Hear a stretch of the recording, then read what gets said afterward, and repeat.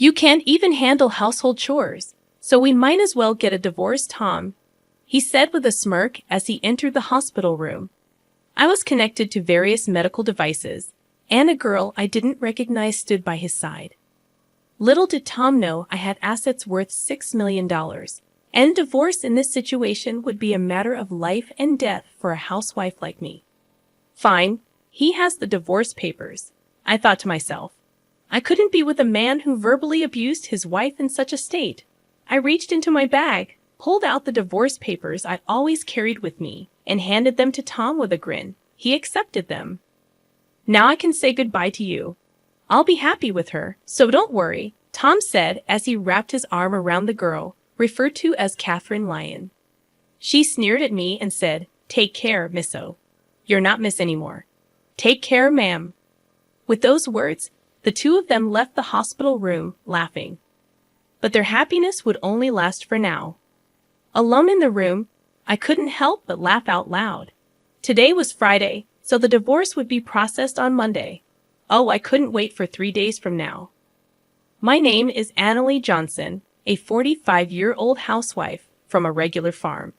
I didn't have any particular skills, but I was proud of my vast cooking repertoire. My husband, Tom, and I were the same age and had been college classmates. We both came to New York from the countryside, and since we lived alone, I used to cook various dishes for Tom using the vegetables and rice sent from my family. People often said I had captured his heart through his stomach, and I was aware of that. Tom was and still is incapable of doing any household chores. I had been taking care of him since we were dating, and after getting married, I continued to handle all household tasks. Sadly, we were not blessed with children, but we enjoyed our life together as a couple. We both loved to eat, and on Tom's days off, we'd often go on drives for small trips just to enjoy delicious food. When we first got married, Tom was kind. But about 3 years in, he became quite controlling. Well, he never laid a hand on me, but his remarks became curt, and he would often say things that hurt. But I didn't have the energy to fight back, assuming he wouldn't listen anyway. Because I was a full-time housewife, I felt inferior and couldn't stand up to him. Tom joined a renowned company after graduating from university, but he resigned after about 5 years. He quickly found new jobs, but would resign from them after short periods. Because of this, our income was unstable, and we often struggled with our finances. However, at the company he'd been with for the past 2 years, he seemed to get along with his colleagues. I had faint hopes that he might work there for a long time. Then one day, Tom came home earlier than usual. "I'm home. I quit my job." "What again?" I unintentionally voiced my surprise, causing Tom's eyebrows to twitch. In a panic, I stopped cooking and rushed over to him. "I'm sorry. I was just shocked." "Huh, no welcome back greeting, and you're criticizing. You've become quite audacious," Tom responded sharply. At Tom's words, I stiffened. He was in a very bad mood today, and if I misspoke, it could escalate into something worse. "I'm sorry," I said cautiously. "As long as you understand," he grumbled. My apology had somewhat placated him, and he sat on the sofa, turning on the TV. I quietly placed a beer and a glass on the table. "Do you want dinner or a bath?" I asked. "Food and alcohol," he replied. To avoid upsetting Tom, I played the role of the submissive wife. I once had a strong sense of self, but after 14 years of marriage to Tom since the age of 28, I rarely showed my true self. After eating and drinking to his heart's content, Tom seemed to be in a better mood. He fell asleep on the sofa, snoring loudly. The table was in such disarray that it looked like a child had eaten there. I began cleaning up the fallen beer bottles and food scraps scattered on the floor. This wasn't how I had envisioned my married life. Memories of happier days as a young girl in love revealed my true feelings. I stole a glance at Tom, but he showed no signs of waking. Relief washed over me, but alongside it was a growing sense of dread about continuing this life. Perhaps divorce was a consideration. I started mentally organizing my schedule for the next day, determined to confront the issues I have been avoiding. The following day, while Tom began visiting the employment office and quickly securing another job, I went to the city office and signed divorce papers. I wasn't quite ready to submit them, but I felt having them would be a form of protection. I discreetly stashed the signed divorce papers at the bottom of my frequently used bag. If he were to discover them, who knew what he might say or do? "Hey, where did you wander off to while I was job hunting?" Tom asked upon my return. "I went to the stationery store to buy some reasons." "Look, I thought you might need them," I replied. Tom was unusually thoughtful that day. He initially interrogated me suspiciously, but quickly cheered up. I handed him the resumes I had bought earlier. After receiving them, Tom mentioned that he was going out for drinks with a friend and left. His new job was with a reputable company, offering a solid salary and better benefits than his previous positions. I harbored a secret hope that perhaps, this time, Tom would stick with his new job until retirement. His new department seemed to be in sales, and he started leaving home more frequently for evening entertainment. I cherished these brief moments of freedom and gathered the energy to greet Tom with a smile when he returned. One day, I received a call from my mother after a long time. She excitedly told me about an unexpected windfall of $6 million. "You know the mountains and lands we owned? We don't need them anymore. We had them appraised, and they are worth $8 million. We only need $1 million to enjoy the rest of our lives, so I think you might want to rethink your life too." My mother was never fond of Tom, and she had been worried about me, especially after Tom became more controlling, preventing me from even visiting my childhood home. The amount she mentioned stunned me, but what shocked me even more was that she had changed the title of the property inherited from my grandmother to my name to avoid inheritance taxes. It was a difficult decision whether to tell Tom about the inheritance or to embrace newfound freedom. About a week later, I was involved in a traffic accident. Thankfully, my life wasn't in danger, but I would need to be hospitalized for about a week. After securing my valuables in the hospital room drawer, I immediately contacted Tom. "I'm sorry I got injured." Tom's initial reaction was, "Huh? What about my meals?" I almost confronted him for prioritizing his meals over my injury, but I continued to explain, "It seems I'll need to be hospitalized for a week. I'm really sorry, but could you buy your meals elsewhere until then?" Tom's response was far from understanding. "Not even preparing meals for your husband? What a lazy wife." "Oh, wait, I'm coming over now." He abruptly ended the call. I had initially planned to tell him about the inheritance that night, but now I wondered if it might be best not to mention it. As I lay in the hospital bed, surrounded by various tubes and undergoing precautionary examinations, I couldn't help but feel that my intuition about the unfolding events was about to prove correct. Tom's words had cut deep. "You're useless, can't even do housework. Let's get a divorce, and you better pay me compensation." With a smirk on his face, he had said this to me, connected to numerous medical devices. Beside him stood a girl I didn't recognize. Unaware that my total assets amounted to $6 million. He should have realized that a divorce under these circumstances would be a matter of life and death for me. "Fine, here are the divorce papers," I finally decided. A man who would hurl abuse at his wife in this condition was someone I'd rather not have. I handed over the divorce papers I had kept as a sort of charm, and Tom accepted them with a smug smile on his face. "With this, I can finally say goodbye to you. I'm going to be happy with her," he declared, wrapping his arm around the girl he referred to as Catherine. Catherine, the girl with Tom, leaned against him and made fun of me. "Take care, madam." "Oh, you're not a madam anymore." "Take care, old lady," she said. They left the room laughing, but their happiness wouldn't last long. In my hospital room, I burst out laughing. It was Friday, and the divorce papers would be processed on Monday. I couldn't wait for those 3 days. As expected, the weekend passed without any contact from Tom. It was quite peaceful, but I felt restless.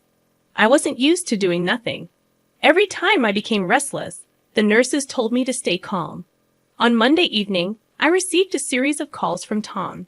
At first, I ignored them, but after about 30 minutes of nonstop ringing, I decided to answer.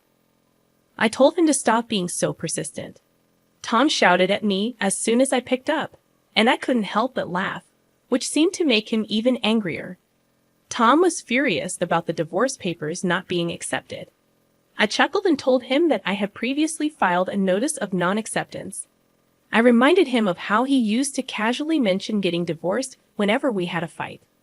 I thought it wouldn't be a good idea if he filed for divorce on a whim during one of our arguments. Tom was upset but quickly changed his mind. He wanted me to withdraw the non-acceptance immediately. However, I had decided that I wouldn't just do everything he said anymore. I explained that I couldn't do it until I was discharged, and we needed to go through procedures at the municipal office before I could leave the hospital. Tom's selfish demands made me laugh even more. It seemed like he wanted to register his marriage with Catherine, whom he brought on Friday. Tom was panicking, and I asked if her name was Catherine and if she was his mistress. Tom clarified that she was his new wife, and since we weren't divorced yet, she technically was my mistress. I calmly responded to Tom's nonsensical remarks, making him groan. I made the decision to hit him where it hurt the most. I mentioned that he would hear from my lawyer about the division of property, including the trouble this time. I had always taken care of the household chores and had never cheated on him. It was clear that Tom was the responsible party, not me. Tom seemed genuinely puzzled and believed that not taking care of him while I was hospitalized would make me at fault. I explained patiently that not being able to do housework during my hospitalization didn't make me at fault. He had abandoned taking care of me, and even if I were a child, it would be considered neglect. But as an adult, he should be able to take care of himself, so it didn't make me at fault. Tom's logic was baffling, and even a judge would be shocked. Finally, he seemed to understand, but he still believed he was right. He insisted that Catherine was his new wife, and I was no longer of any use to him, so it didn't apply. I pointed out that he was dating her behind my back, which was clearly cheating. Tom still didn't seem to get it, and he believed he was right. I decided to end the conversation and told him to communicate through a lawyer from now on. I hung up the phone without listening to his protests. Tom called multiple times, but I ignored him, and eventually he gave up and fell silent. I was relieved, but the next day brought another headache. The phone kept ringing from 9 o'clock in the morning, and I pressed the call button. Tom complained about not being able to withdraw money from a bank account. If it was a joint account, he should be able to withdraw without any issues. But I remembered the bank cards and passbooks I had left at home and asked Tom if he was trying to access my account. Tom confirmed that he was trying to take money from my account. Tom was furious and continued with his unreasonable arguments. He didn't seem to understand what I had explained the day before. When I was going to be hospitalized for a week, I had called the bank to prevent any withdrawals until I could handle it personally after being discharged. This was to stop Tom, who wasn't careful with money, from using my savings while I was in the hospital. My decision turned out to be the right one. It's not right to try to take money from an ex-wife's account, especially after a divorce. However, Tom didn't see anything wrong with it and asked me to make a withdrawal immediately. I reminded him that we were practically strangers now, and I had no money to give to strangers. Tom was shocked by my resistance since I had never stood up to him like this before. He insisted that I send the money and pay compensation for not doing housework. Unfortunately, it seemed that despite his academic capability when we first met, he lacked common sense after 17 years of marriage. I addressed Tom as if he were a child, explaining that I was no longer his submissive wife, and we would settle the property division through a lawyer.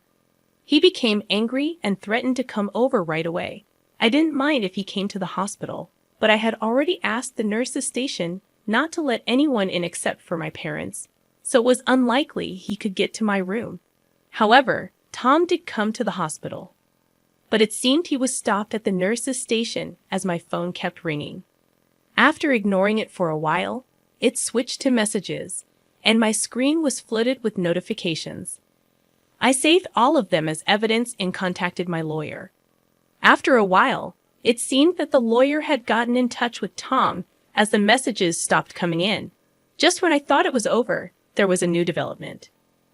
I was informed about a visitor named Karen, whom I had known for a long time and shared my interests. She had responded to my posts about dining experiences on a social media platform. We used to go out for meals together before I got married. She expressed concern about my injury and shared her suspicions that Catherine, the young girl with Tom, was having an affair with my husband. I was shocked and asked her how she knew it. It turned out that Catherine was Karen's niece. She had told her sister, Karen's mother, about getting married to a 45-year-old man. And when Karen saw a photo, it was of my husband. I couldn't believe the twist of fate. Karen had already informed her sister about the trouble her niece had caused me. Karen was thinking of demanding compensation from Catherine and assured me that our friendship would continue. She didn't want to lose a precious friend over the situation. She had scheduled a meeting with them to sort things out. I was grateful for her support and friendship, which had lasted for over 20 years. The next day, after leaving the hospital, I went to a private restaurant room with my lawyer.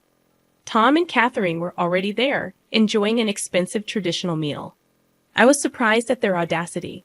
Tom reminded me to bring money and pay for the meal. I decided to stand up for myself and told them to handle the payment themselves. I was there to demand a share of the assets from both of them. Ignoring Tom's rude comments, my lawyer and I took our seats and presented evidence to show that Tom was at fault. We showed legal documents explaining why Tom was responsible and documents regarding the division of property.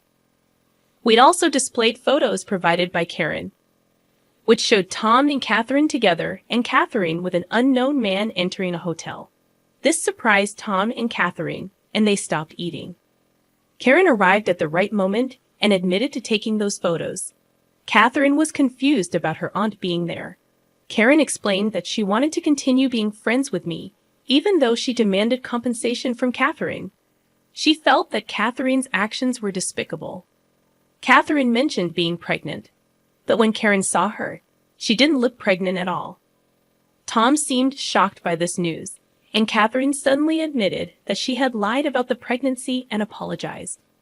She had been looking for wealthy older men, and Tom was the one who fell for her scheme. She confessed that she had lied about being pregnant because Tom showed no signs of wanting to divorce. Tom was speechless, claiming he had no money to give. Karen mentioned that she would bring Catherine for another apology later and took her out of the restaurant. Tom tried to convince me that he had been deceived and asked if we could start over. He said I couldn't work since I had always been a housewife. I told him I could live without him and that I'd be filing the divorce papers soon. I revealed that I had around $6 million in personal net worth, so I could live comfortably without working. Tom was surprised and wanted a share of my money, but I explained that it was my personal inheritance and didn't count as marital assets. We left, and I filed for divorce, ending our nearly 20-year marriage. Catherine later transferred some money to my account, and her mother made her work to prepare the compensation. Tom was disowned by his in-laws and had to take out a loan to pay me. He lost his job due to being with Catherine at a hotel during work hours and now works multiple construction jobs to repay his debts. I used the money I received for charity and moved to the countryside with the remaining amount. I'm now enjoying a luxurious single life, continuing my relationship with Karen. We plan to stay single and even share a room, go on food tours, and take short trips together. Moving preparations will begin next week, and I'm excited to live life joyfully and true to myself from now on.